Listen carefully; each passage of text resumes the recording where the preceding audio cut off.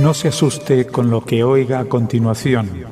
Es el eco del pasado cuando empezaron las emisiones de Radio Sefarad a finales de enero del 2004 y cuyos informativos semanales hemos reunido para revivir lo que entonces pasaba desde la perspectiva de nuestro tiempo.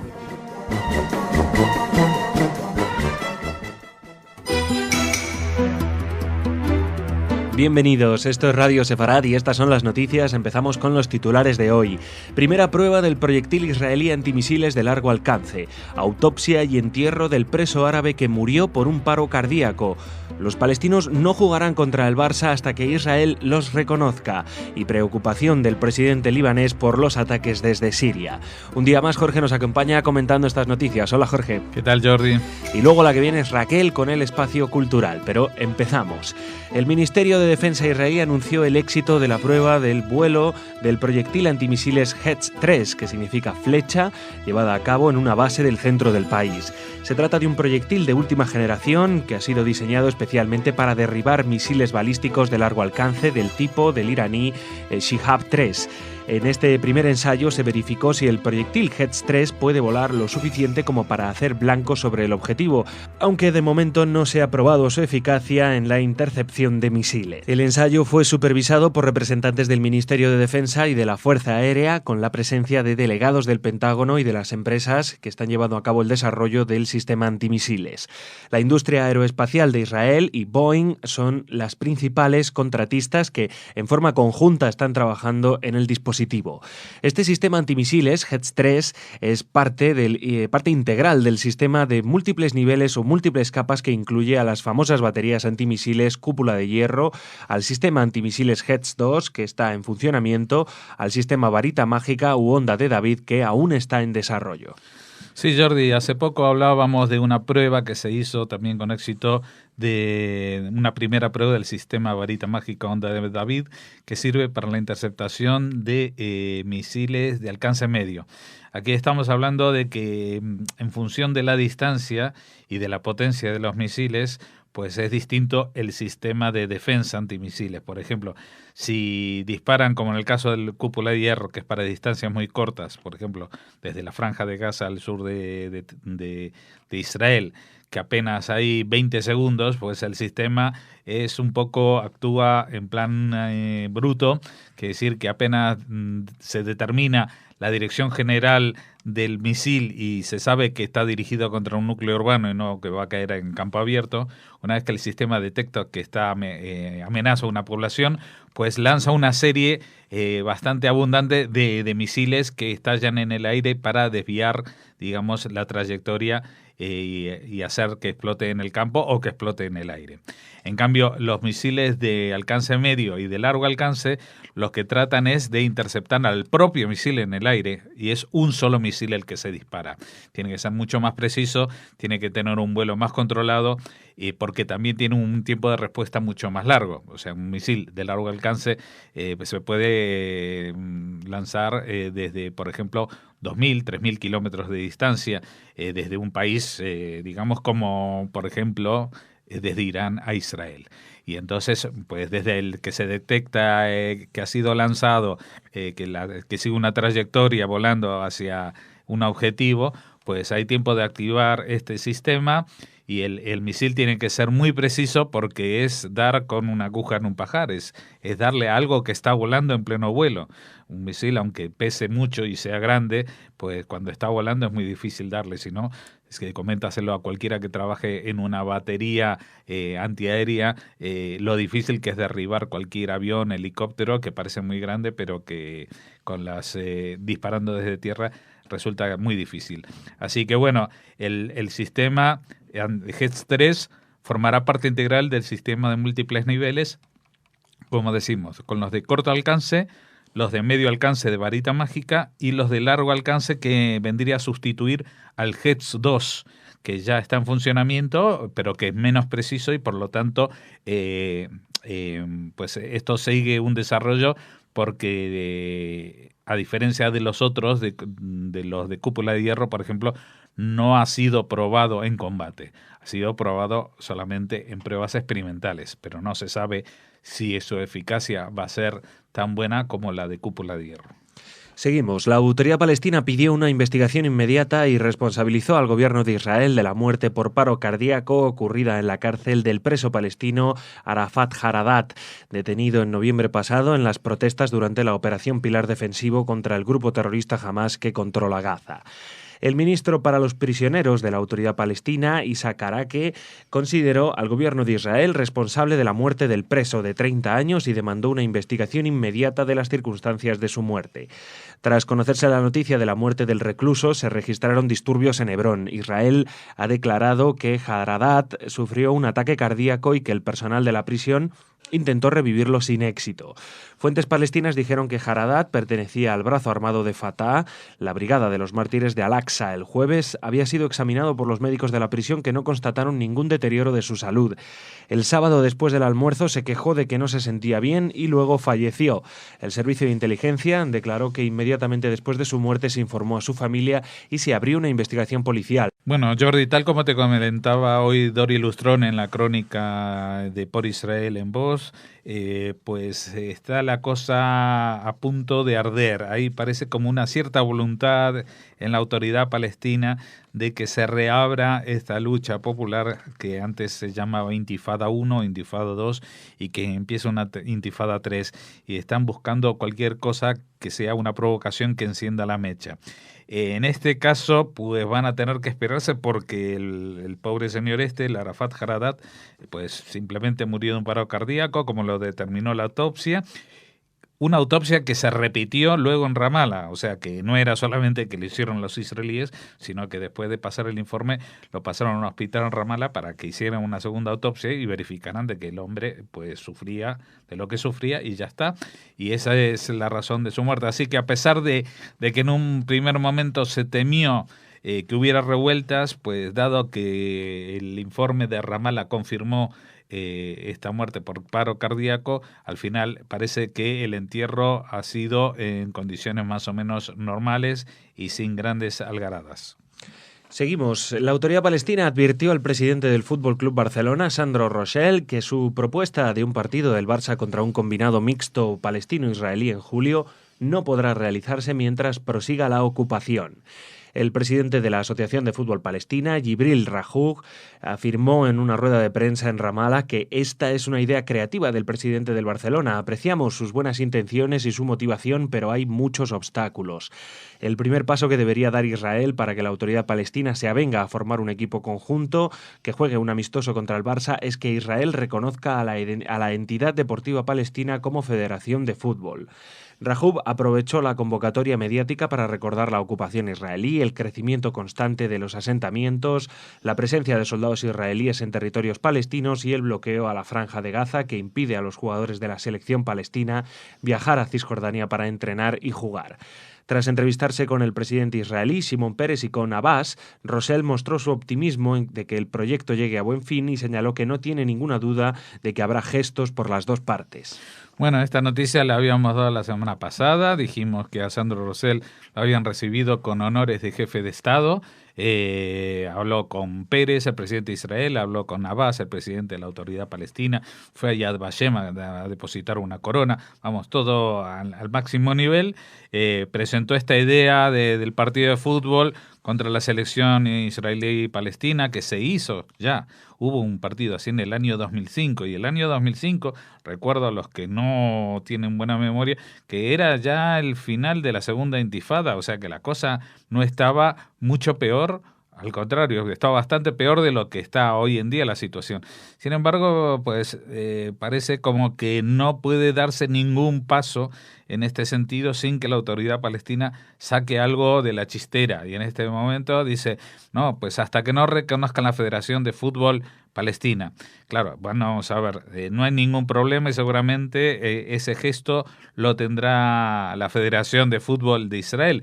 El problema es que reconocer una Federación de Fútbol Palestina no es el problema es a ver cómo se hace para que los jugadores de Gaza salgan y entren atraviesen el territorio israelí libremente para ir a entrenar a Cisjordania o viceversa.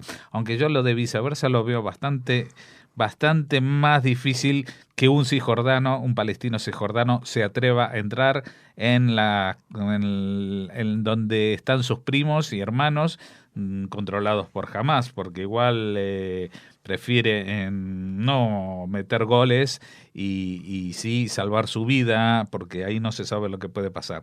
Así que bueno, el Rayub aprovecha la historia, aprovecha que el Pisuerga pasa por Valladolid y habla de los asentamientos, de los soldados, del bloqueo de la Franja de Gaza, bueno, de todo lo que sea. O sea que da igual, uno va a decirles vamos a jugar al fútbol y te salen contando los problemas de la abuela. Terminamos en Líbano. El presidente libanés Michel Suleiman instó hoy a Siria a que cese los bombardeos contra el Líbano tras la muerte de 2 libaneses en la frontera entre ambos países. El mandatario pidió que los sirios se abstengan de disparar o lanzar proyectiles al territorio libanés e insistió en la necesidad de que los libaneses sigan comprometidos con la postura de la neutralidad y no interfieran en los asuntos de otros países, en especial de Siria. La situación de seguridad en el Líbano se ha deteriorado en los últimos meses, en los que ha habido secuestros, ataques de las fuerzas sirias al otro lado de la frontera y enfrentamientos armados entre detractores y seguidores de Al-Assad en Trípoli, Beirut y otras zonas del país. Sí, Jordi, hablábamos de esto al final de la semana pasada, aquí en esta sección de las noticias, de la posible extensión o internacionalización, que se haga más internacional el conflicto de Siria, que salga de las fronteras del propio país donde se desarrolla esta guerra civil y alcance primero al Líbano y posiblemente a Turquía. Uno de los que están más amenazados evidentemente es Líbano, porque ahí tienen una quinta columna, que es Hezbollah, que es un grupo terrorista chiita al servicio de Irán y con el apoyo total de Bashar al-Assad de Siria.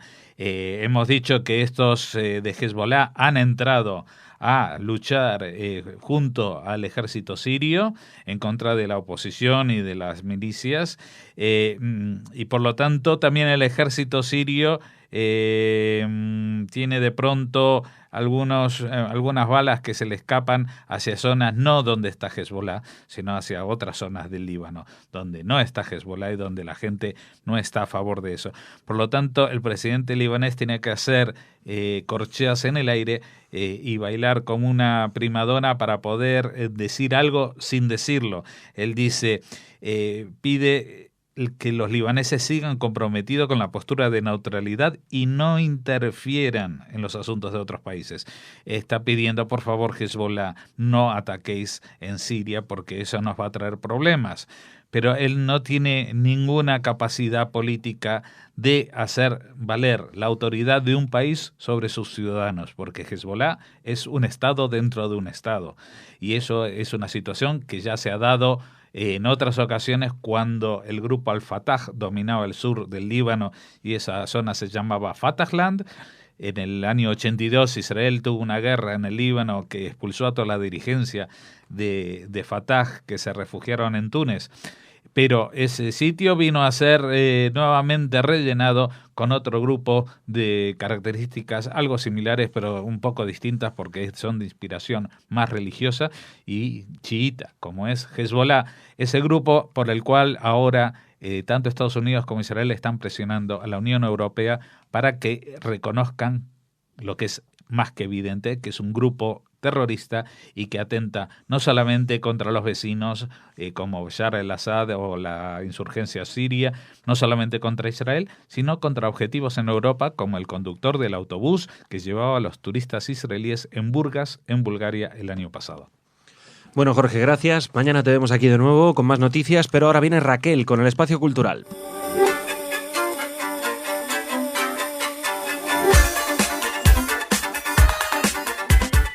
Ya te estábamos echando de menos, Raquel. Hola, Noticias Jordi. Culturales contigo. ¿Cómo estás? Muy bien, espero que nuestros oyentes estén igual de bien que nosotros. Hombre, ahora mejor. Ahora que estás tú aquí en el espacio informativo, Gracias, seguro que Jordi. están mejor.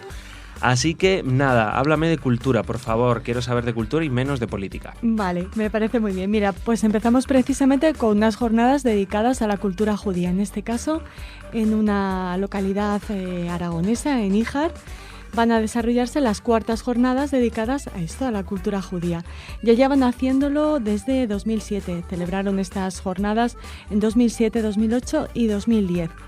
Y el objetivo es dar a conocer la cultura judía y el patrimonio de esta villa, la villa de Híjar, como herramienta para su protección y difusión. Han preparado un montón de actividades para el 2 de marzo. Te comento algunas, Jordi. Por ejemplo, hay un taller olfativo, los aromas de Sefarad, que bueno, parece muy interesante, muy original. Sí. Bueno, en el marco de estas jornadas, a las 18:30 en el Salón de Actos de la Casa del Hijarano se impartirá este taller titulado Los aromas de Sefarad. Lo hará la zaragozana Isabel Guerrero, que es cosmetóloga y perfumista, creadora de numerosos aromas. Ella, desde sus conocimientos, piensa guiar a los asistentes a través de un universo de experiencias olfativas y sensoriales que serán completadas con la degustación de unos dulces sefardíes. Bueno, siempre se acaba bien en este tipo de cosas. Bueno, después habrá una conferencia a las 17:30 en el Salón de Actos de la Casa del Hijarano. Como les decíamos, la conferencia se llama Híjar 1482, la imprenta más antigua del Reino de Aragón. Será impartida por el licenciado en Historia del Arte y Arqueología y experto en cultura judía Al-Muayyad Rollo Mahmoud. A lo largo de esta conferencia, pues se pretende entender cómo un invento de 1450, apenas 32 años después, se estaba utilizando ya en la villa de Híjar. Ocurrió a finales del siglo XV en esta villa para que un duque, un orfebre de origen converso, un médico procedente de Huesca y un impresor que huía del Levante se confabulasen para poner a la villa de Híjar en el centro de la historia de la España sefardí. Fíjate, qué bueno, qué invento. Una interesantísima historia sobre esta imprenta que será visitada también por los que participen en estas jornadas dedicadas a la cultura judía. La visita se llevará a cabo el sábado 2 de marzo a las 11:30 de la mañana. Y esta antigua imprenta que está en funcionamiento está regentada por Félix Franco. Así Fíjate. que durante la visita, nos explicarán el origen de esta interesantísima máquina, así como su funcionamiento. Y cómo cambió la historia de la humanidad, la imprenta, Exacto. ¿verdad, Raquel? Porque, Y mira, fíjate, en esta localidad, gracias a eso, a un complot entre varios amantes de la cultura, pues se conserva esta imprenta que se puede visitar en el marco de estas jornadas. Desde aquí nuestras felicidades para la localidad, la villa de Híjar. Bueno, y ahora nos vamos a otro sitio, ¿no? Ahora nos vamos a Girona, porque allí tendrá lugar la conferencia de Roda Enel de Abecassis en el marco del ciclo de conferencias del Instituto de Estudios Nachmanides. Roda Enel de Abecassis, Rachel Abecassis, pronunciará la conferencia El Yiddish, lengua europea, desde su origen al Premio Nobel. Será el 28 de febrero a las 7 de la tarde en el propio Instituto de Estudios Nachmanides. Ella, como saben nuestros oyentes más habituales, más fieles, ha estado muchas veces en Radio Sefarad, es filóloga y traductora y se ha dedicado especialmente a la traducción al castellano, al español de obras y autores judíos y sobre todo autores en yiddish. Por ejemplo, Isaac Bashevis Singer, es su hermano Israel Joshua Singer, Yehuda Elber y Nancy Ritzler. Así que es una muy interesante conferencia de alguien que está embarcado, sabemos esta noticia en primicia en Radio Sefarad, en una traducción muy interesante, un libro sobre el hebreo, sobre la lengua hebrea que ha escrito Amos Oz en compañía de su hija, pero lo han escrito en inglés. Entonces, Rachel Abecassis, Roda Enel de Abecassis, está trabajando en este manuscrito para traerlo al castellano, al español. Mira, qué bien, así qué que bien. les recomendamos muy mucho esta conferencia. Les repetimos las coordenadas el 28 de febrero a las 19 horas en el Instituto de Estudios Nachmanides. Será un placer oír a Rachel Abecassis hablando sobre el Yiddish. Nada, destacar las siempre interesantes actividades que realizan en este instituto. La verdad que sí. Centro Nachmanides en Girona, donde siempre están ofreciéndonos distintas cosas muy intelectuales y realmente chulas, ¿verdad? Sí, hablando de ofrecer. No muy intelectual no es, pero muy chulo y muy rico, seguro que chulo, sí. ¿no? Mira, va a haber en Betel, ya les hablamos de estos cursos de cocina que se celebran martes, todos los martes alternos, quincenales. Bueno, pues hoy nos toca este curso de cocina y ¿qué prepararemos en la comunidad Masartí Betel? Bueno, pues vamos a preparar neidelach y mousse de chocolate parve. Así que, qué rico, Dios mío de mi vida. A las 19:30 horas, el precio, nada, es muy asequible. Es de 14 euros, no euros para socios y 20 para no socios. Los precios, por supuesto, incluyen las clases, todo el material, la ficha de las recetas y la degustación final de lo cocinado. Hombre, claro, así es que si no... Pues oye, Raquel, menos mal que la gastronomía forma parte de la cultura, que si no... Mira, además es interesante porque, por supuesto, todas las recetas están relacionadas con las fiestas judías y con la kashrut, así que además de cocinar aprendemos eso, cultura judía. Y nos preparamos para Pesaj, que ya está cerquita, muy cerquita. Y hay que prepararse ya para cocinar los platos típicos de esas fiestas. Por supuesto.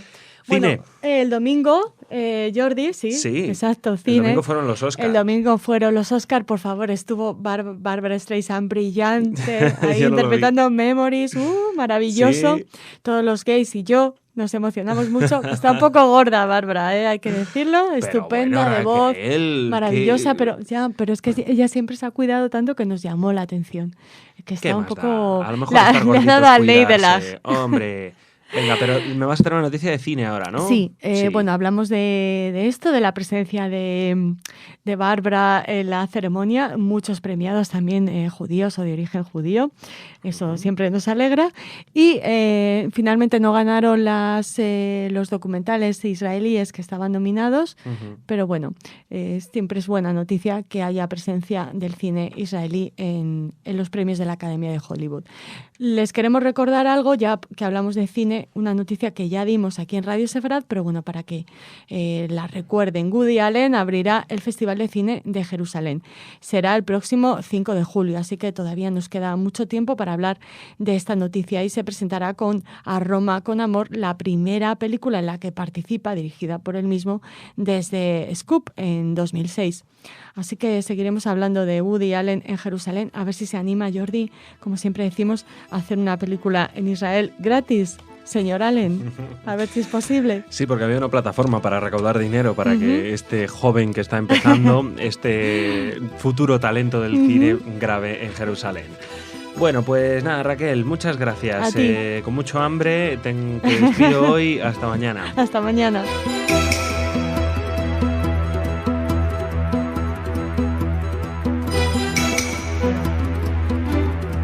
Bienvenidos, esto es Radio Sefarad y estas son las noticias. Empezamos con los titulares de hoy. Primer misil desde Gaza desde el fin del operativo Pilar Defensivo en noviembre. Euskal Herria Palestina protesta por la visita del Maccabi Tel Aviv a Vitoria. El gobierno sirio usa misiles balísticos contra poblaciones civiles. Y no dar quórum a la votación del memorando iraní en la Cámara de Diputados de Argentina. Estos son los temas de hoy, los temas que nos va a comentar Jorge. Hola, Jorge. ¿Qué tal, Jordi? Y luego viene Raquel con más temas, pero de cultura. Ahora empezamos con las noticias ya anunciadas. Por primera vez, desde la tregua firmada hace 3 meses entre el grupo islamista Hamas e Israel, el grupo terrorista de la Franja de Gaza ha lanzado un cohete Grad contra una ciudad israelí. El proyectil ha impactado a primera hora de la mañana de ayer en una carretera cerca de Ashkelon, en el sur del país, sin provocar heridos. El alcalde de esta ciudad declaró: esperamos que sea solo un hecho aislado y no el inicio de una serie de ataques terroristas. Llevábamos varios meses de calma absoluta y parece que nada indica que se rompa la tregua. La ciudad sigue su rutina. Este ataque coincide con las negociaciones y contactos a tres bandas entre Hamás, Israel y Egipto sobre los acuerdos llegados tras la operación Pilar Defensivo. Todo parece indicar que el cohete Grad contra Ashkelon está relacionado con el incremento de los enfrentamientos y disturbios en Cisjordania, donde gobierna Al-Fatah. Miles de palestinos se han manifestado en los últimos días en solidaridad con la huelga de hambre de 4 presos y como protesta por la muerte de Arafat Hadarat, que estaba detenido en la cárcel de Megiddo. Sí, todo parece indicar esto y no realmente una escalada, porque Jordi, fíjate que ni siquiera llegaron a saltar las alarmas, y las alarmas no saltaron porque ya desde el momento en que se disparó este misil apuntaba al campo, apuntaba a tierra de nadie. Entonces está claro que los Grad no son misiles súper exactos ni nada, pero digamos que esto yo creo que era como una especie de tiro de berrinche, una protesta, aunque claro, no estamos hablando de una protesta tipo Gandhi, sino tirando un misil y le podía haber dado a alguien.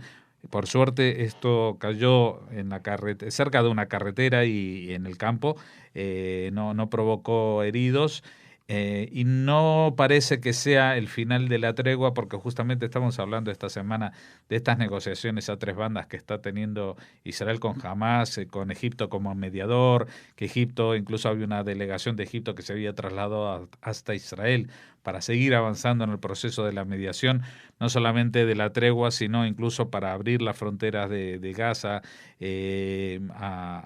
para romper un poco el bloqueo. Así que vamos a darle un voto de confianza, como el propio alcalde de Ashkelon, que dijo que bueno, vamos a tomarlo como un hecho aislado. Esperemos que no sea el inicio de una época nueva, que no sea el inicio de lo que algunos ya ven en el horizonte como una tercera intifada que se está preparando. Lo que sí es cierto es que hoy en día hay más actividad. Fíjate qué raro, ¿no? Hay más actividad o más predisposición a tomar represalias desde Cisjordania que desde Gaza. Porque en Cisjordania primero tienen que demostrar, hacer un poco más de músculo, porque Gaza salió de alguna manera reforzada, a pesar de perder la guerra del Pilar Defensivo, pero políticamente salía reforzada Gaza. Y en cambio en Cisjordania, pues Abu Mazen tiene que hacer valer su presencia, su valor, y está aprovechando cualquier foro para denunciar que Israel no hace esto, que los presos no reciben aquello, etcétera, etcétera. Incluso todo esto que se ha montado con el preso que se ha muerto por un ataque al corazón, que es totalmente fuera de contexto, porque los propios palestinos han podido hacerle la autopsia al cadáver y saben que este señor pues se ha muerto de muerte natural. Seguimos, volvemos a hablar ahora de boicot a Israel en España. La red Euskal Herria Palestina ha convocado diversas movilizaciones de boicot contra Israel con motivo de la visita del equipo de baloncesto del Maccabi de Tel Aviv a Vitoria, donde el jueves se enfrentará al Caja Laboral Baskonia en un partido de la Euroliga. Los miembros de este grupo han protestado ante la prohibición de 2 actos por el Departamento de Seguridad del Gobierno vasco, lo que a su juicio es un hecho extremadamente grave porque constituye una coartación del derecho a la libertad de expresión en un espacio público. Sin embargo, dicho departamento niega la prohibición, aunque sí se ha ordenado modificar el recorrido de una manifestación para impedir que la marcha llegue a la zona cercana al pabellón Buesa Arena. La red de Euskal Herria Palestina ha indicado que la visita del club israelí es éticamente inadmisible y por su implicación directa en un crimen de guerra. Bueno, esto pasa en Vitoria, donde vamos a ver si hasta el jueves se despeja un poco, por lo menos la nieve, y alguna de estas protestas se llega a realizar, porque como se tengan que hacer en la calle, pues van a ser difícil que superen las 10 personas. De todas maneras, fíjate que el grupo Euskal Herria Palestina protesta ante el Departamento de Seguridad, y hoy en día el Departamento de Seguridad del Gobierno vasco lo maneja el Partido Nacionalista Vasco. Ya no está ningún partido españolista al frente de la Lehendakaritza. Así que estos son también, hay que entenderlo en clave interna, ¿eh? Esto es como se acusan unos a otros, aprovechando que el Maccabi pasa por ahí. Y una tercera apunte de esto es algo que aparentemente no tiene nada que ver. En estos últimos meses han habido noticias ligadas a contrabando de piezas para armamento atómico, para el armamento nuclear iraní, que han implicado a España. Y todas ellas tenían que ver con el País Vasco. Vamos a ver si la red Euskal Herria Palestina está tan libre de contactos con, por ejemplo, la red iraní, como para decir que ellos están haciendo esto por una implicación directa en un crimen de guerra, porque tampoco hemos oído que Euskal Herria o cualquier grupo del País Vasco se haya movilizado en los últimos 2 años para hacer algún tipo de protesta por lo que está pasando en Siria, donde hay un genocida al mando del país. Pues ahí vamos a hablar de Siria. La organización Human Rights Watch ha cifrado en 141 personas, entre ellos 71 niños, el número de muertos causados por los ataques con misiles Scud realizados la semana pasada por el ejército sirio, cuando 4 barrios residenciales de la localidad de Alepo.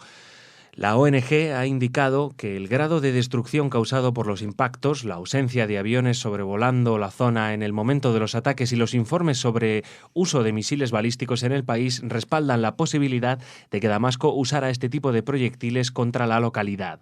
La organización ha destacado que en ninguno de los 4 lugares atacados había muestras de que existieran objetivos militares, lo que probaría que el objetivo de los mismos era la población civil. El balance facilitado por Human Rights Watch está basado en las listas de enterrados en la localidad, las entrevistas con familiares y vecinos y las informaciones facilitadas por el Centro de Medios de Alepo y el Centro de Documentación de Violaciones, una red local de activistas.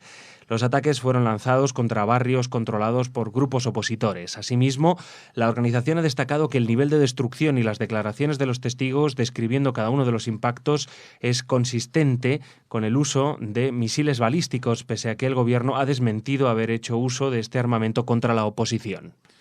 Bueno, Jordi, lo que está pasando en Siria no tiene calificativo, no tiene parangón en el sentido de un gobierno contra su propio pueblo.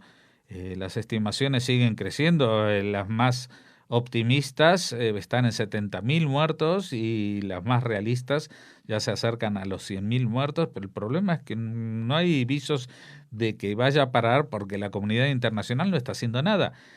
El gobierno de España no está haciendo nada, Europa no está haciendo nada, nadie de nosotros está haciendo nada, nadie está protestando porque se tiren misiles balísticos contra poblaciones civiles, que no es que son efectos colaterales, no es que disparan un misil balístico apuntando a un cuartel y bueno, cerca vivía población civil, que no, ahí no había nada, ningún objetivo militar. El objetivo del régimen de Bashar al-Assad es masacrar a esa gente, masacrar a las personas, masacrar a los civiles. Y aquí seguimos sentados hablando de que a ver si el Maccabi Tel Aviv es o no cómplice de un ejército ocupacionista.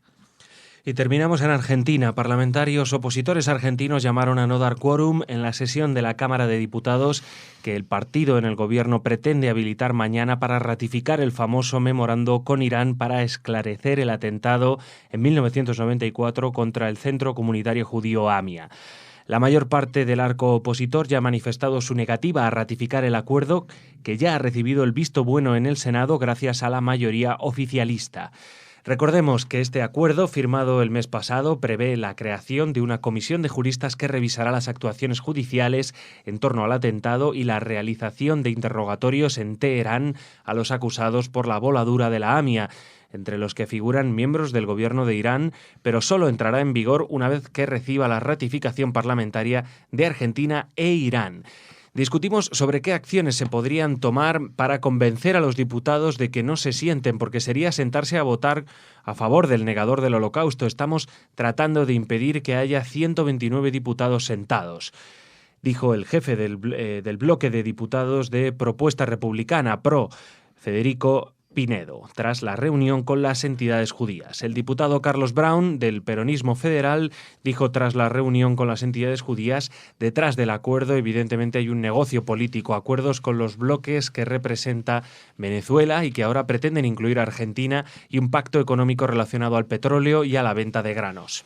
Pues esto es, estábamos hablando antes de de cómo se desvía la mirada cuando los muertos son de otros y cuando los muertos se consideran ajenos. Parece ser que el partido oficialista que gobierna en la Argentina, representado por la presidenta, aunque sea mayoritario, pues está haciendo omisión del deber de proteger a todos los ciudadanos y a todas las víctimas, entre ellas los 85 víctimas que eran argentinos, algunos de ellos judíos, no como ese señor, por llamarlo de alguna manera, que habló en la Cámara, en el Senado, y dijo, había argentinos judíos y había argentinos, como para decir, hay dos clases. Pues no, aquí estamos vendiendo los muertos. Esto es el resumen. Estamos haciendo cotizar estos muertos. Especialmente se puede hacer porque son muertos judíos o muertos en un atentado contra un organismo judío. Si fuera de otra manera, pues evidentemente el gobierno no se lo plantearía así, como no se lo planteó con otras leyes de protección, por ejemplo, a las víctimas de los secuestros de niños durante la dictadura, etcétera. O sea, hay que proteger a todas las personas, y esto están haciendo dejación de esa obligación en el gobierno argentino. Nos tememos que ahora estamos grabando esto con anterioridad a esta reunión de la Cámara de Diputados.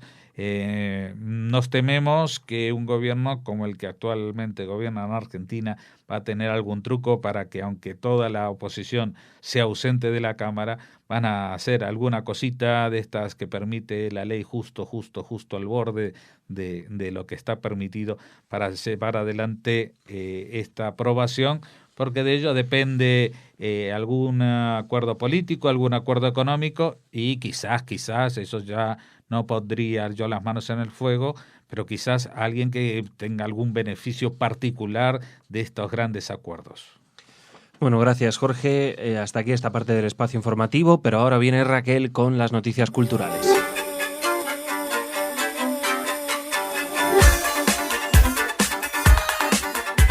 Muy buenas, Raquel, bienvenida a las Hola, noticias Jordi. culturales. ¿Cómo estás? Muy bien, espero que todos los que nos oigan estén fenomenal. Ya te lo digo siempre, ahora que estás tú aquí, mucho mejor están todos. Muchas porque gracias. todos tienen ganas de oír esas noticias culturales que tanto nos gustan. Empezamos con una que tiene un título, no sé si inacertado, inquietante, sorprendente, porque es una conferencia, Jordi, que se va a impartir el viernes próximo, el 1 de marzo, a las 8 de la tarde en Vigo, en el auditorio do Areal, y el título de la conferencia es El sefardí como lengua española, sus retos de futuro. Pues sí, seguro va a traer polémica. El sefardí. Sí, lo hablábamos antes de grabar, ¿no?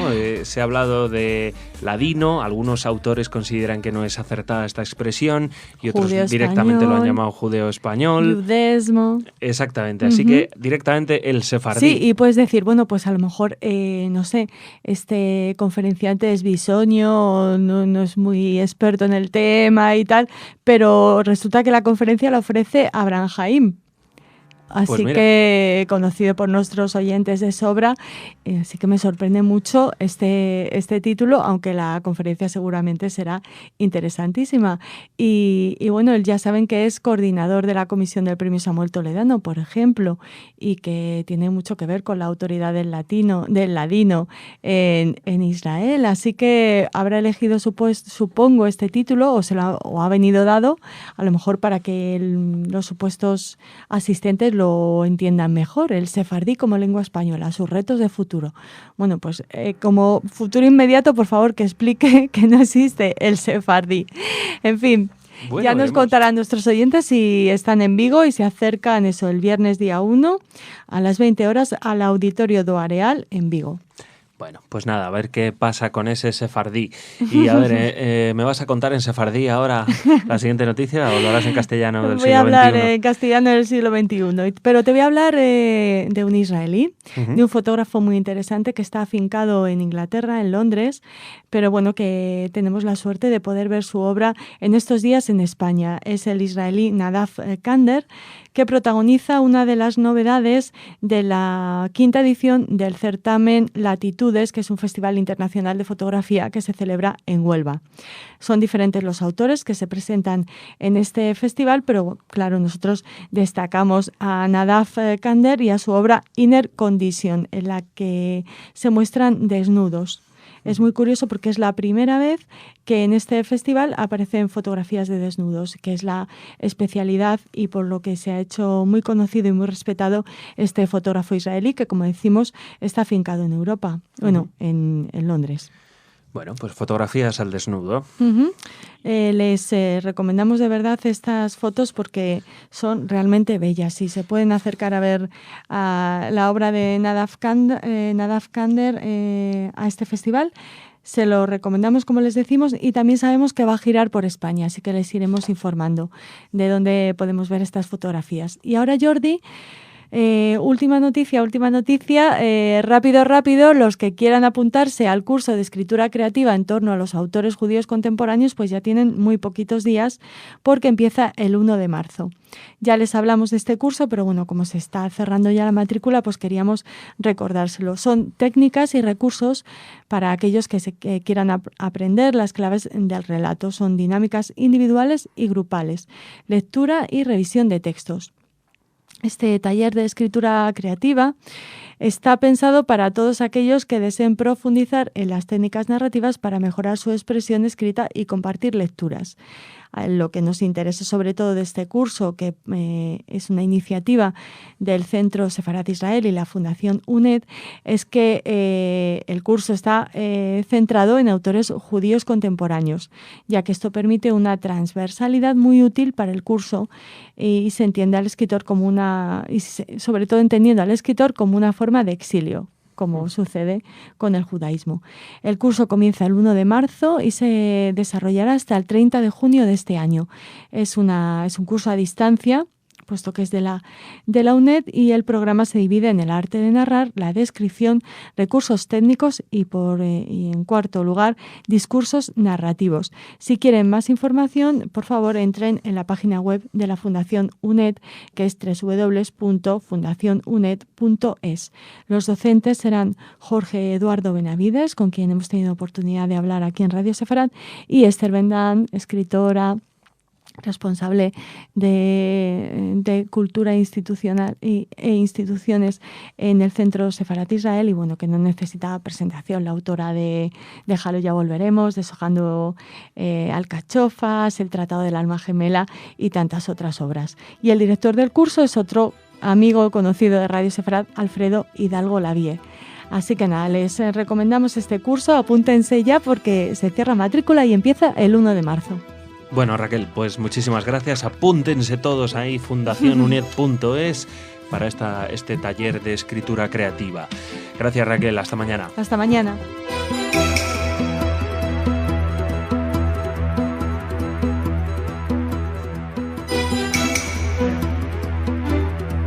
Bienvenidos, esto es Radio Sefarad y estas son las noticias. Empezamos con los titulares de hoy. Bochorno y decepción en el Congreso de los Diputados de Argentina en el debate sobre el acuerdo con Irán. Vuelven a Siria 6 de los 7 heridos tratados por Israel. Revelada una segunda vía para la fabricación de armas atómicas en Irán. Y terminaremos hablando de espías iraníes. Empleados de la embajada en Madrid denunciaban disidentes. Una vez más, Jorge nos acompaña en el comentario de las noticias. Hola, Jorge. Hola, Jordi, ¿qué tal? Y luego viene Raquel con el espacio cultural. Pero empezamos. El miércoles, en el debate en comisión de diputados por el acuerdo de Argentina con Irán para buscar justicia en la causa AMIA, tuvieron lugar algunas escenas bochornosas cuando Gil Lavedra, jefe de la oposición, preguntó al canciller Timmermans sobre la supuesta venta de un reactor nuclear a Irán. En un primer momento el ministro negó la operación, pero luego el opositor se remitió a un documento que figuraba en la página web de Cancillería que, misterios de la vida, dejó de ser operativa en cuestión de segundos, mientras el ministro insistía en que se debía a un error. Sin embargo, por internet empezó a distribuirse el documento en el que figura la venta de un reactor nuclear por valor de $9 millones y Timmermans zanjó la discusión, agregando luego que las exportaciones se dividen por categorías y la número 84, en la que están clasificados los reactores nucleares, también contienen artículos de grifería o bombas de aire, lo que ha desatado una cadena de reacciones en las redes sociales. Momentos antes, otros judíos afiliados al partido gobernante protagonizaron momentos destacados durante las votaciones de sanción del memorando. Por ejemplo, la ministra de Desarrollo Social de la provincia de Tucumán, Beatriz Mirkin, que por unas horas renunció al cargo para volver a ser diputada y asegurar la mayoría parlamentaria ante la amenaza de falta de quórum de la oposición. Otro caso llamativo es el de la diputada nacional Mara Brauer, en cuyo currículum se jacta de haber representado al país en diversas reuniones y ante organismos internacionales, uno de ellas en el ámbito de la International Task Force, el Grupo Internacional para la Conmemoración, Enseñanza e Investigación del Holocausto, y que votó apoyando la moción de acuerdo con el Estado negacionista iraní. Pero quizás el más doloroso ha sido el caso de Daniel Filmus, senador nacional por la ciudad de Buenos Aires, exministro de Educación con Néstor Kirchner y aspirante a alcalde de Buenos Aires, quien tiene un destacado currículum en favor de los derechos humanos sistemáticamente violados por el gobierno de Teherán, cuyo acuerdo con Argentina ratificó. Bueno, eso es lo que más nos duele. Teníamos a alguien que nos dolía mucho, que era el canciller, el propio canciller Timmermans, que como dijimos no solamente es judío, sino que vivió en Israel, al que se puede decir que Israel salvó la vida de su padre cuando lo sacó de las cárceles de los militares argentinos, y ahora responde firmando un acuerdo realmente vergonzoso al que se niegan prácticamente no la totalidad, pero yo diría más o menos el 90% de las instituciones judías de Argentina. Y a este hecho de Timmermans pues se suman otros judíos destacados de la vida política, como el que citabas, Beatriz Mirkin de Tucumán, y el caso de Mara Brauer, que estaba en el grupo para el tema del Holocausto, y de pronto, porque el partido le dice que tienes que votar a tal, va a votar a tal, y es un país negacionista. Y también Daniel Filmus, que era una persona bastante querida en la comunidad judía en la Argentina, pues también parece que la obediencia debida a las filas partidistas puede más que la conciencia. Seguimos, hablamos ahora del ejército israelí que devolvió hoy a Siria a 6 rebeldes sirios que llegaron heridos hace 10 días y recibieron tratamiento en un hospital israelí. El ejército trasladó a los pacientes a una localización en Siria que no puede ser precisada para garantizar su seguridad. Otro rebelde más continúa hospitalizado y se encuentra en estado grave. El pasado día 16 el ejército israelí se hizo cargo de los rebeldes heridos que llegaron a la divisoria en el territorio sirio ocupado por Israel de los Altos del Golán, donde recibieron primeros auxilios por parte de soldados que posteriormente los trasladaron a un hospital en Safed. Siria e Israel están en situación técnica de guerra, no mantienen comunicaciones directas y la frontera está cerrada. Los rebeldes sirios controlan buena parte de esta parte siria de los Altos del Golán. Bueno, yo supongo que después de esta situación que se ha dado de forma un poco aleatoria, por casualidad, de que justo pues unas personas que se acercaron a la valla de seguridad, pues lo atendieron los soldados, se los llevaron a los hospitales, pues igual alguna gente del ejército sirio, digamos, no del ejército de Bashar al-Assad, sino de los rebeldes, pues empiezan a utilizar más esta vía de comunicación, o por lo menos para tratar a los heridos, porque ya han visto de que los tratan como seres humanos, sean sirios, no sirios, y de cualquiera de los bandos en Israel los iban a tratar igual, y bueno, los han devuelto, así que suponemos que no va a ser el último caso. Seguimos hablando ahora del armamento nuclear de Irán. Unas imágenes tomadas el pasado 9 de febrero de la planta nuclear de Arak en Irán han revelado que se ha activado la producción de agua pesada. El agua pesada es un elemento utilizado para producir plutonio con el que fabricar una bomba atómica. Las fotografías muestran signos de actividad en la planta y se puede ver una nube de vapor que indica la producción de agua pesada. También se ha constatado la ubicación de unas defensas antiaéreas. Los inspectores de la Agencia Internacional de la Energía Atómica, la OIEA, no han podido visitar estas instalaciones desde agosto de 2011, mientras que el gobierno iraní se ha negado en reiteradas ocasiones a dar información acerca de Arak, situada a 150 millas al suroeste de la capital, Teherán. La planta de Arak está formada por dos zonas, la planta de agua pesada y un reactor nuclear. Los gobiernos occidentales y el OIEA han recopilado información sobre la actividad en Arak desde hace algún tiempo, pero estas imágenes son las primeras que corroboran su actividad. El régimen iraní demuestra así disponer de más de una vía para la creación de un arma nuclear, así como el progreso que el gobierno iraní ha hecho y que podría permitir la producción de plutonio, dando al país una segunda vía para la fabricación de una bomba nuclear. En cuanto a los numerosos misiles antiaéreos y la artillería pesada que protegen la planta, este despliegue defensivo es similar al de otras plantas nucleares del país. Las defensas de misiles se concentran más en la parte oeste de la planta, más vulnerable a un posible ataque.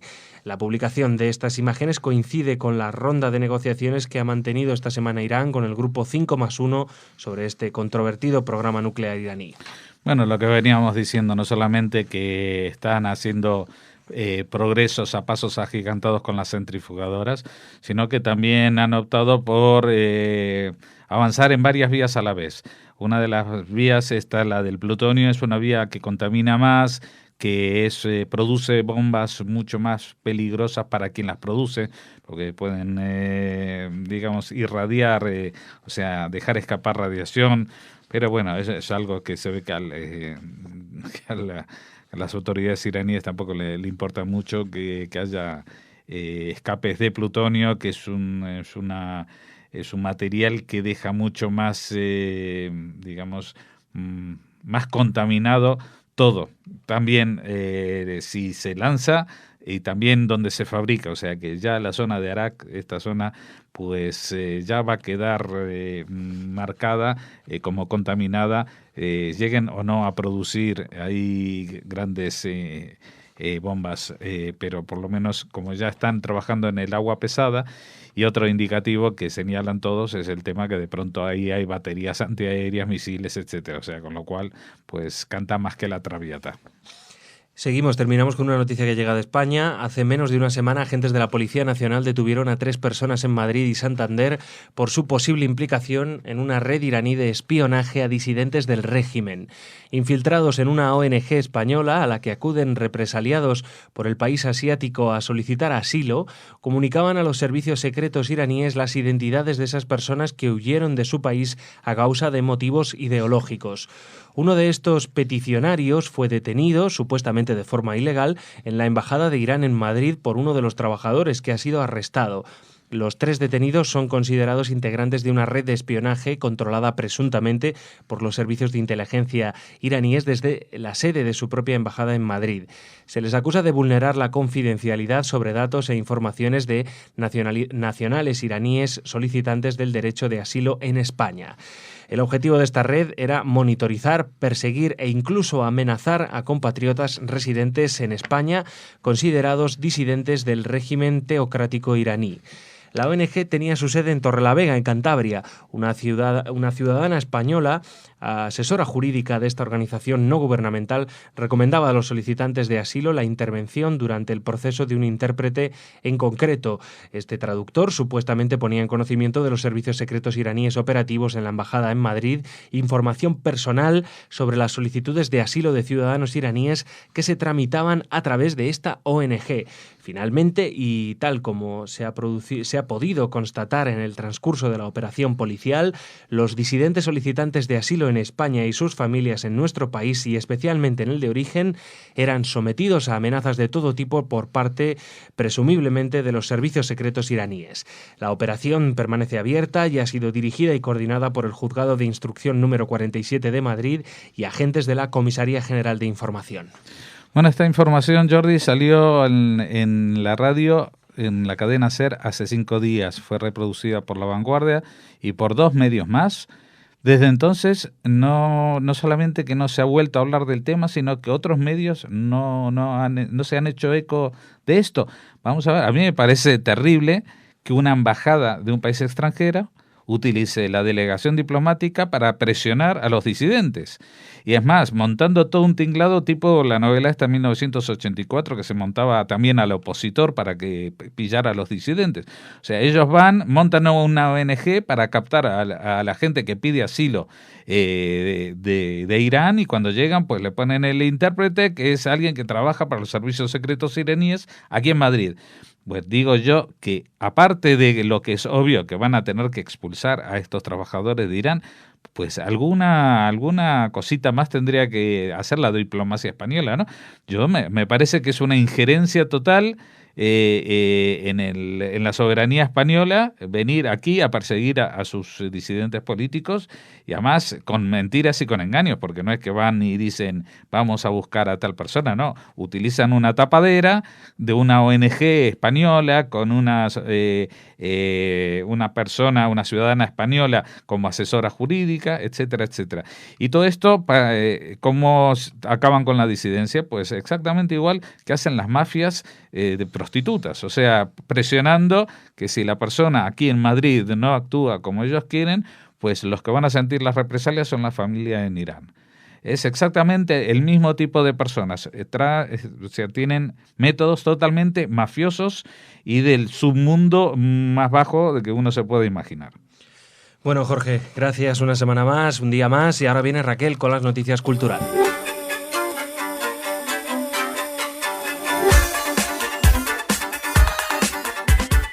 Bueno, Raquel, un día más, bienvenida a las noticias culturales, a tus noticias culturales que compartes conmigo y con todos los oyentes, claro. Y es un placer para mí hacerlo, Jordi, hola. Hola, vas a empezar hablándonos de cultura, bueno, cultura desde luego, de pintura, creo, de artistas. Sí, de Miró, que llega a Israel. Bueno, no es que llegue ahora en un primer momento, siempre ha estado allí en el Museo de Israel, que tiene una presencia importante de autores españoles, y en este caso de lo que nos habla una exposición, que ahora les doy más detalles, es de la pasión por el baile flamenco de Joan Miró. Ya sabes que Miró es uno de los apellidos chuetas, o sea que es de origen judío, aunque el artista nunca se consideró judío. Aún así, pues le impidieron trabajar en la Catedral de Mallorca, precisamente por su origen o por su apellido chueta. Así que, fíjate, llega al Museo de Israel, como les decimos, eran otros tiempos. Pero no era la Edad Media, ¿no? Era un poco más adelante, desde ¿no? luego que sí, más o menos en los años 20 del siglo pasado. Bueno, pues en el Museo de Israel, en Jerusalén, vamos a poder disfrutar, o van a poder disfrutar los que estén allí o los que viajen, más de 30 dibujos y pinturas de bailaoras a lo largo de su vida.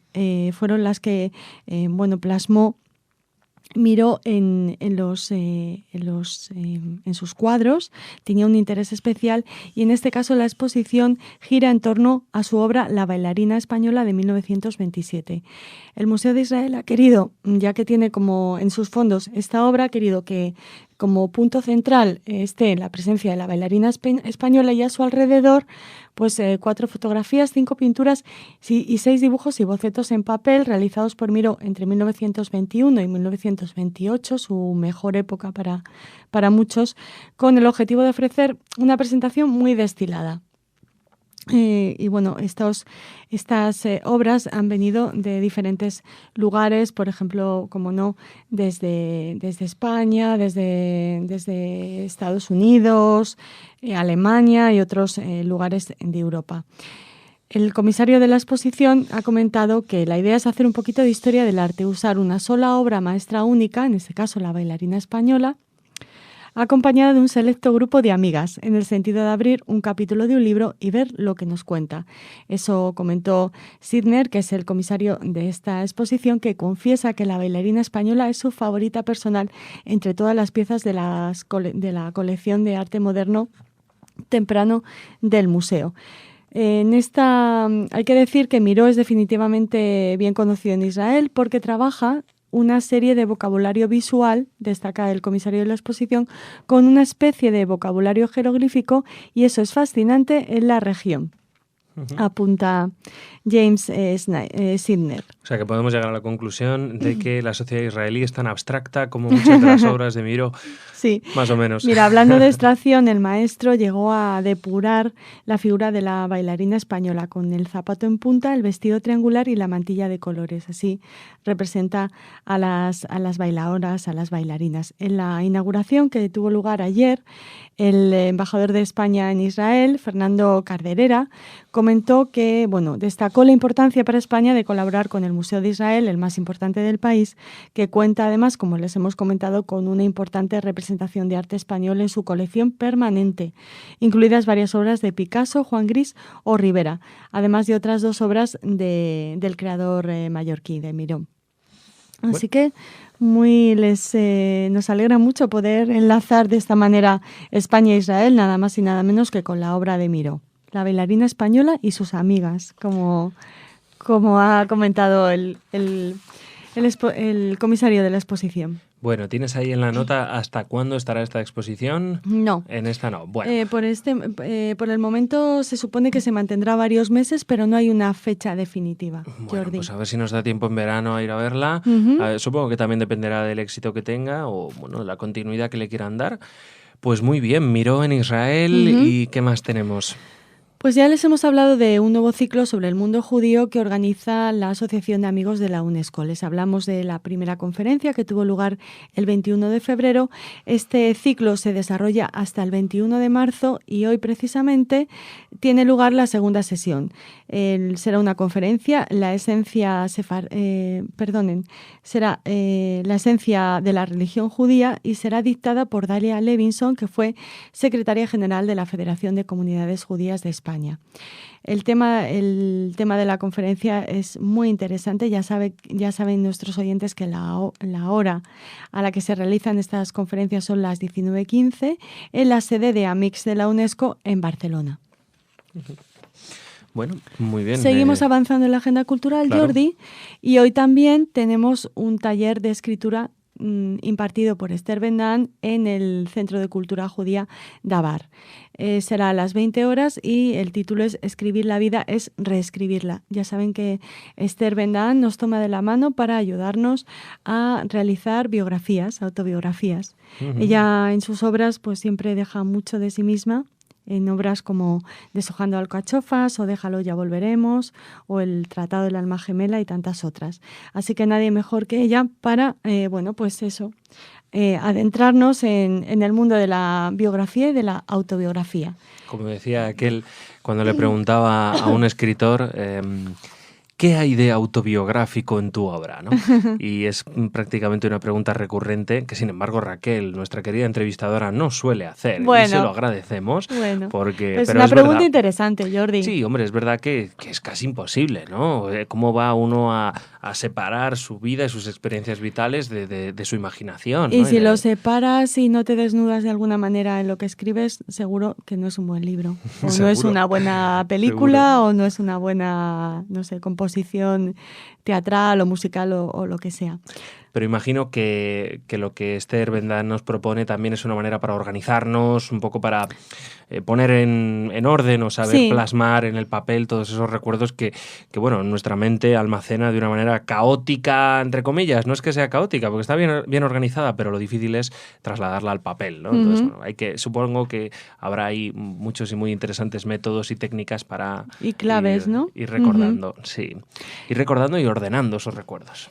Jordi, pues hablando de recordar, les recordamos a nuestros oyentes que hoy es el último día para disfrutar de la exposición sobre Hanukkah y Navidad, fíjate, sí. La temática de esta exposición temporal al aire libre, Hanukkah versus Navidad, que se programa en el marco de encuentros en la Judería de Toledo. Hoy es el último día, como les decimos, para disfrutar de ella en el Paseo del Tránsito. La exposición describe las celebraciones judía de Hanukkah y cristiana de Navidad, estableciendo paralelismos, semejanzas y diferencias sobre estas celebraciones tan importantes para ambas religiones y que coinciden más o menos en el tiempo. Bueno, pues nada, Raquel, con esto terminamos en Hanukkah, en Navidad. Pero bueno, siempre se puede ver con perspectiva estas fiestas. Y nada, Raquel, te esperamos mañana. Hasta mañana. Te esperamos con perspectiva. Sí, espero tener mejor voz mañana, Jordi. Mañana, seguro. Chao.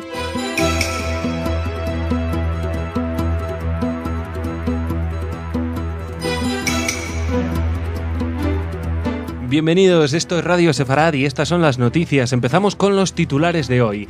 Erdogan califica al sionismo de crimen contra la humanidad. El ejército libre sirio dice haber matado al número 2 de Hezbollah. El Congreso estadounidense debate sobre el antisemitismo y ratificado el acuerdo con Irán en el Congreso argentino. Jorge, bienvenido y otra vez esperamos el comentario de tus noticias. Aquí estaremos para ello, Jordi.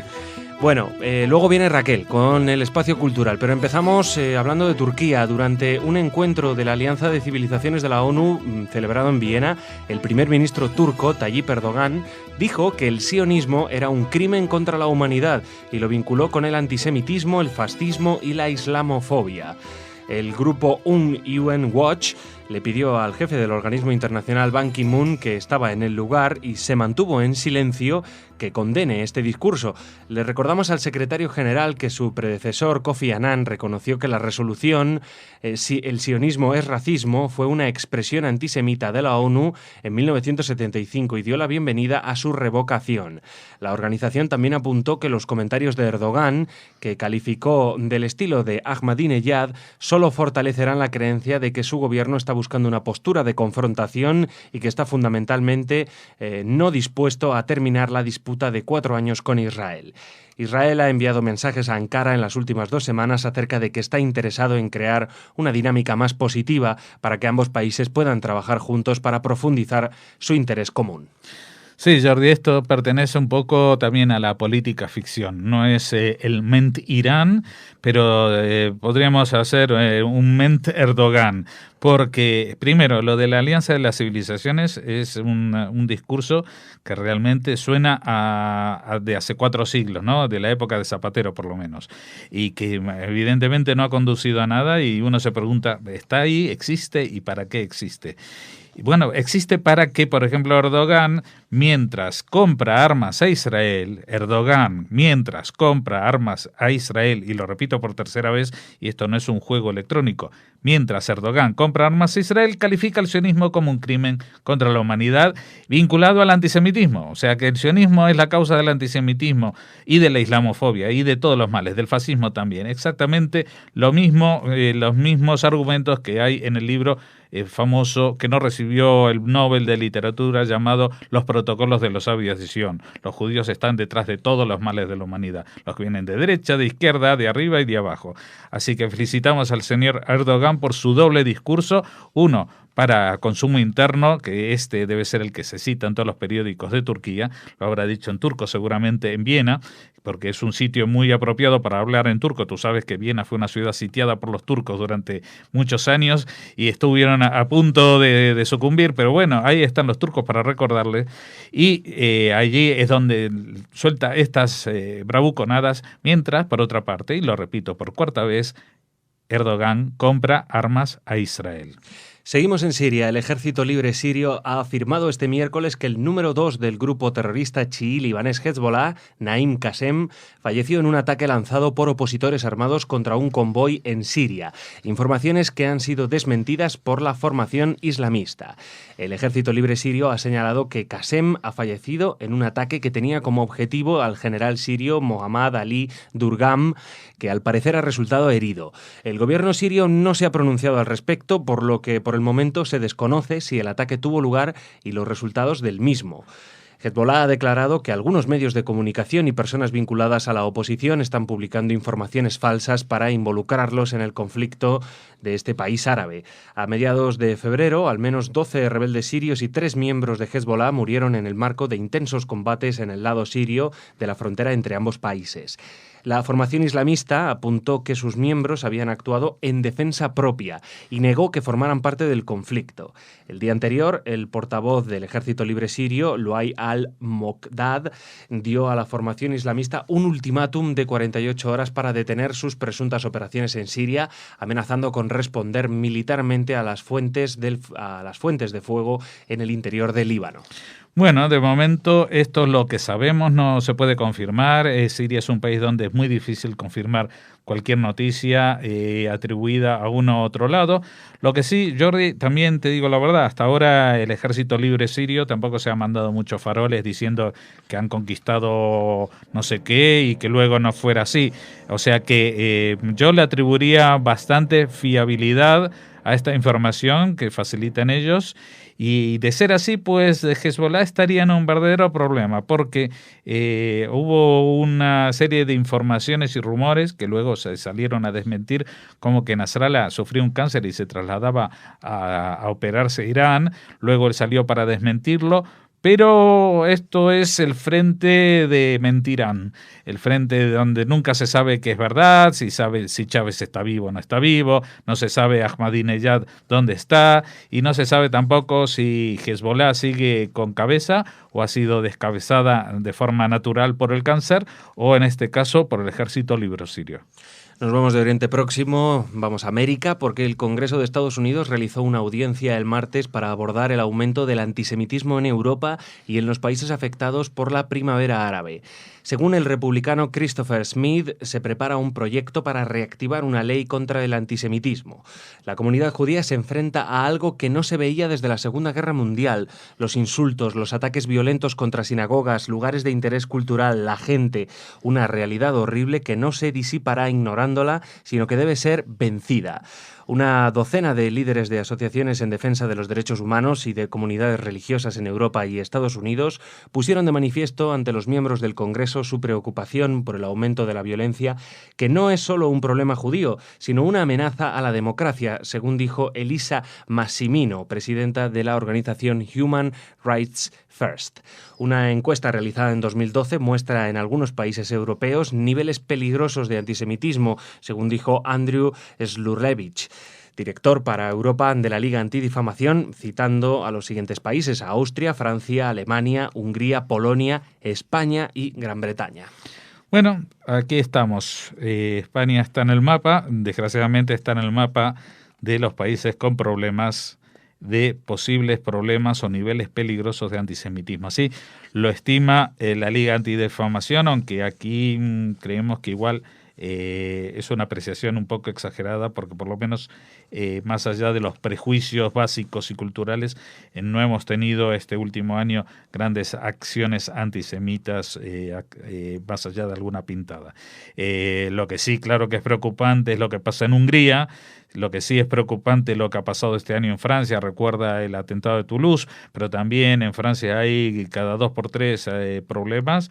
Y cuando ellos citan a Alemania, me imagino que están citando el problema de los jueces con el tema de la circuncisión, que yo no calificaría tampoco de antisemita.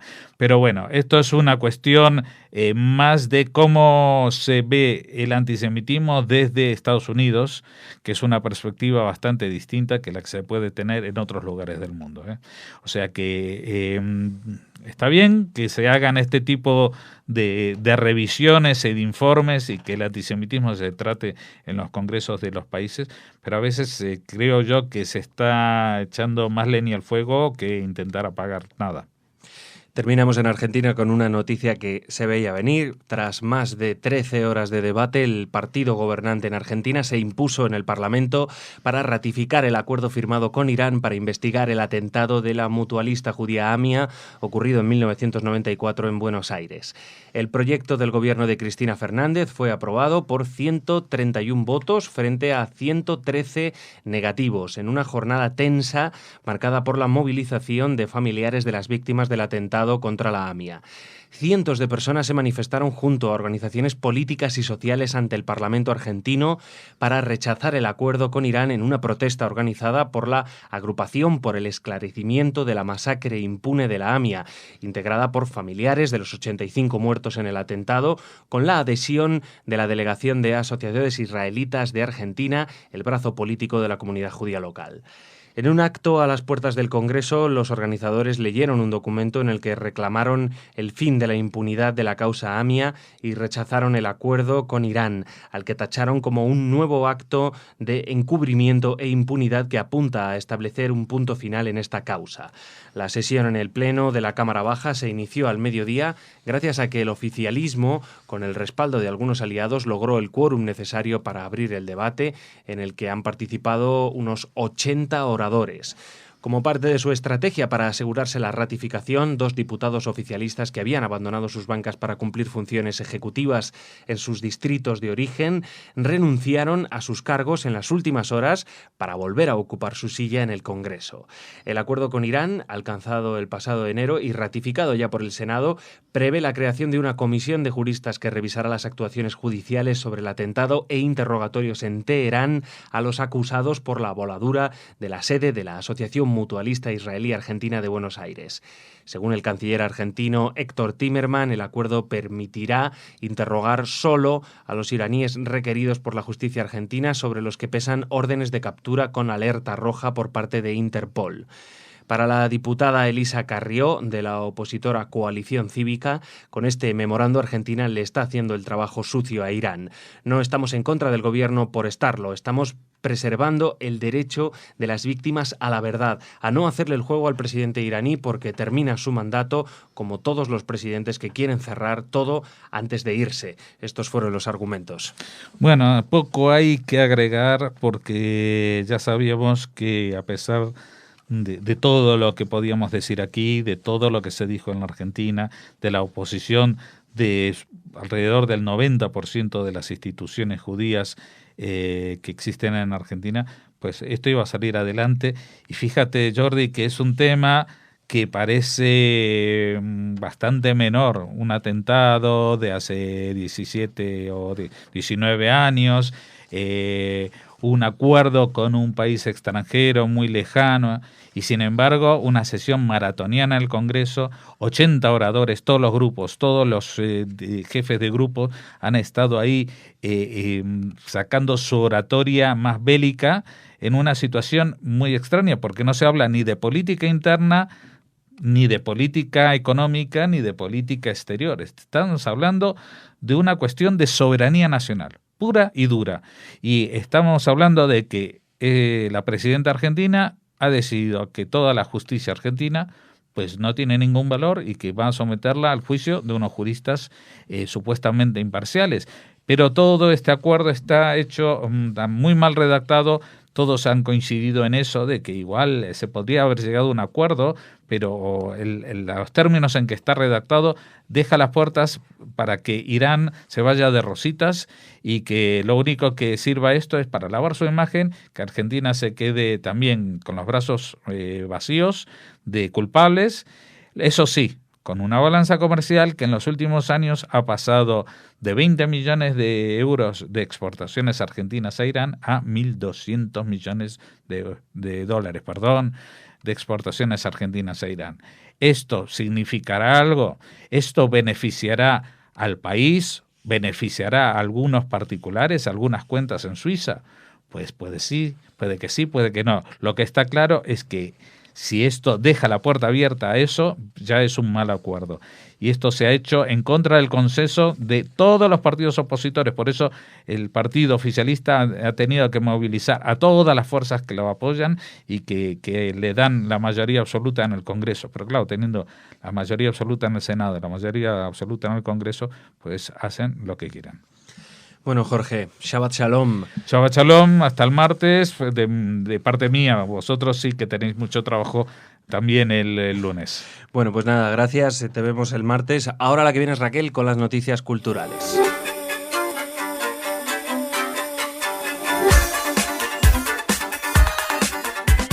Muy buenas, Raquel, al último espacio cultural de la semana. ¿Cómo estás? Muy bien, muchas gracias por tu bienvenida. Nos vas a hablar de tecnología, y hablar de tecnología es hablar de Israel prácticamente, ¿verdad? Por supuesto, y hablar en este caso de las noticias de los lunes también, porque ya les adelantábamos, les hablábamos de esta aplicación Wesí, que es una especie de Facebook con GPS, que alerta a la comunidad de conductores que están apuntados o han ingresado en esta aplicación, pues cuál es el mejor recorrido para llegar a un punto sin tener muchos atascos, o si alguna calle está cortada, o si... ese accidente que hace que pasemos una hora en el coche, ¿no? Ese radar que convendría, pues tener mucho cuidado y tal. Bueno, pues esta aplicación, que es una aplicación israelí, ha ganado el Mobile World Congress de Barcelona, ha sido seleccionada en este congreso como la mejor aplicación del año. Así que nos alegra mucho saber que Waze cuenta con con el éxito y la admiración de los mayores expertos del mundo en el mundo de los móviles, de los teléfonos celulares. Cuenta además con una nueva función que permite a los conductores cerrar calles del mapa en tiempo real y alertar de ello a otros usuarios para ayudarles a evitar demoras o complicaciones innecesarias en sus rutas. En las noticias de los lunes ya les hablamos de esta aplicación, del éxito que tenía en otros países y nos preguntábamos cuánto éxito podría tener en España. Bueno, pues en 2012 Jordi compartió más de 900.000 alertas, conduciendo más de 150 millones de kilómetros los usuarios de esta aplicación, que como les decimos, ha sido seleccionada como la mejor aplicación de 2012. Bueno, pues está muy bien, aunque esto es, como decía aquel, no se inventa nada nuevo, sino que todo se evoluciona, ¿no? La radio de toda la vida que llevábamos en el coche, la analógica, la información que se daba siempre era el tiempo y el tráfico, ¿verdad? Claro, pero una información oficial, o sea, era interesante, pero era oficial. Esta es los usuarios. Claro, otro conductor sufridor como tú que manda un mensaje al resto diciendo, por favor, no pilléis la carretera de Extremadura, por ejemplo, porque hay un atasco de esos de lunes por la mañana. Así que... Claro, es el espíritu de Internet, ¿no? Precisamente, ¿no? De compartir. Ayudarse. Lo hace todo el mundo, ¿no? Voy a deletrear el nombre de la aplicación, si te parece. Es WAZE. Por si la quieren buscar y apuntarse. Bueno, pues muy bien, disponible en España y en muchos países. Qué bien, qué bien. Por cierto, que también me contaba luego Salemergui en el espacio desde Israel, me ha contado precisamente este congreso que ha habido en Barcelona y que coincidió con el partido de fútbol entre el Barcelona y el Real Madrid. Estarían ahí todos los israelíes, ¿no? Y claro, las banderas, había muchas banderas de Israel en el campo de fútbol, no sé si se fijaron los oyentes al ver el partido, pues eran muchos del congreso que aprovecharon el congreso también para ir a ver el fútbol. Y estaba el embajador de Israel también en el palco. También. Es que los embajadores... Y Bar Rafaeli seguro que andaba por ahí para disgusto de las esposas de los jugadores. Sí, Bar Rafaeli estaba en el banquillo, en el vestuario del Barcelona, ¿no? Saludando. Sí, claro. Bueno, seguimos y les planteamos una propuesta cinematográfica para este sábado. Venga. Este sábado en Dabar, en el Centro Cultural, en el Centro de Cultura Judía, se proyecta a las 8 de la tarde When Do We Eat, que tiene mucho que ver con Pesach, que es la festividad que ya casi estamos celebrando. Es una película que merece ser vista precisamente antes de las fechas de Pascua, Pesach, que se avecinan. La ofrece Dabar este sábado noche, de tal manera que se pueda disfrutar de las tradiciones judías en torno a una muy especial película que fue presentada en el Festival de Cine de Venecia en 2005. Ha sido galardonada en múltiples ocasiones, por ejemplo en el Festival de San Diego obtuvo el premio al mejor guión original y también fue premiada, entre otros festivales, por el Festival Internacional de San Francisco. Así que ya saben, en Navar, cine este sábado a las 8 de la tarde. En versión original en inglés, con subtítulos en inglés. Muy bien, así practicamos el inglés. Eso es. Continúo, Jordi, si te parece, para darles otra muy buena noticia a nuestros oyentes. El Parque Nacional de Afdad reabre sus puertas. Este parque en el desierto del Negev ha reabierto al público tras 3 años de restauración. Es uno de los 4 lugares de la zona Patrimonio UNESCO. Se encuentra en la antigua ruta nabatea del incienso, siendo punto de parada para turistas y peregrinos en su camino al sur de Israel.